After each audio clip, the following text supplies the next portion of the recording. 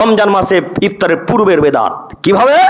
ওই যখন 20 মিনিট সময় থেকে যায় তখন থেকে বলা হয় থালা সাজাতে শুরু করেন, আর 20 মিনিট সময় রোজাদারেরা আর 15 মিনিট সময় ইফতারির থালা সাজাতে শুরু করেন, আর 10 মিনিট সময় ইফতারির থালা সাজাতে শুরু করেন।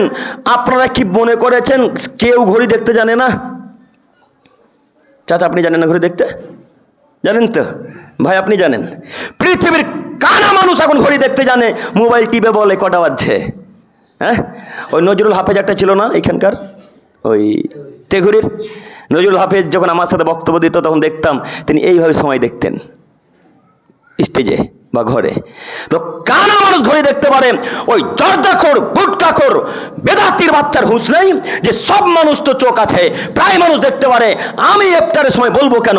আমি বলবো কেন 6:48 ইফতার? আমি বলবো কেন 5:53 ইফতার? মানুষ ঘড়ি দেখতে জানে না, তারা সবাই ঘড়ি দেখে দেখে ইফতার করবে। তাছাড়া এইভাবে কথা বলা যায় না। আজকের পর থেকে রামনগরের মানুষ এইভাবে কথা বলবে না ইফতারের সময় ইনশাল্লাহ। একটাই কাজ, শুধু আজান দিবে বাস, মনে থাকবে না ইনশাল্লাহ? ইনশাল্লাহ। সাথে সাথে আরও কথা মনে রাখবেন, ইফতারের সময় একবার সূর্য ডোবার সাথে সাথে করতে হবে, প্রয়োজনে 2-3-5 সেকেন্ড আগে করবো তবু স্বীকার, কিন্তু সূর্য ডোবার পরে নয়। আপনি ভাবতে পারেন যারা গুগল সার্চ করতে জানেন তাদেরকে বলতে চাচ্ছি, আপনি সূর্যের সময় দেখেন 5:35 দেখাবে, দেখাই না? আজকে হয়তো 34 মনে হয়, যত সম্ভব না 35 আজকেও মনে হয়। তো 35-এ যদি সূর্য ডোবে তো 35-এই ইফতার করতে হবে, বা তার থেকে 10 সেকেন্ড 5 সেকেন্ড 7 সেকেন্ড আগে করতে হবে, কিন্তু পরে নয়। ওই বেদাতির বাচ্চারা যারা এয়ান করে তারা 48 ইফতার করছে, বলেন কত লেট?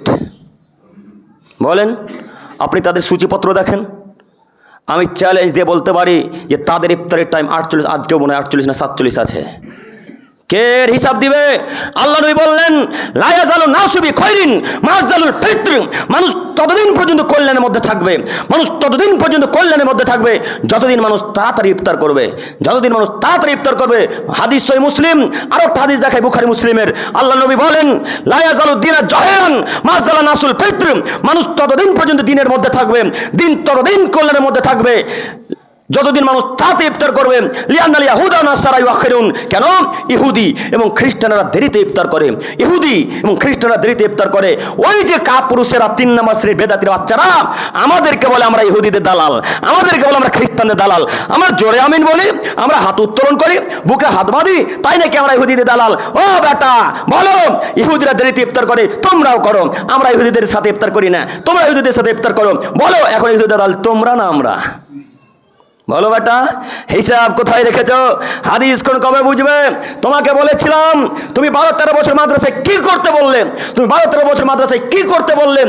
জাতিকে দেরিতে ইফতার করা শিখাতে এলে, জাতিকে দেরিতে ইফতার করতে বলতে এলে এই বাক্য চলবে না। জাতিকে বলতে হবে জনগণ ইফতারের সময় যদি 35 আগে সঙ্গে সঙ্গে ইফতার করতে হবে, আর অপেক্ষা করবো না।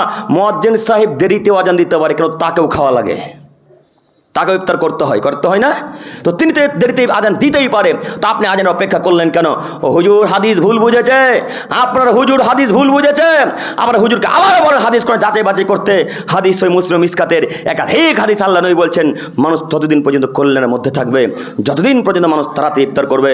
অতএব আজকের পর থেকে মুয়াজ্জিনের আজানের অপেক্ষা করব না, সঙ্গে সঙ্গে ইফতার করবে ইনশাল্লাহ।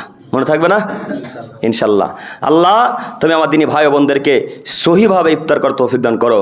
সকলে বলি আমিন।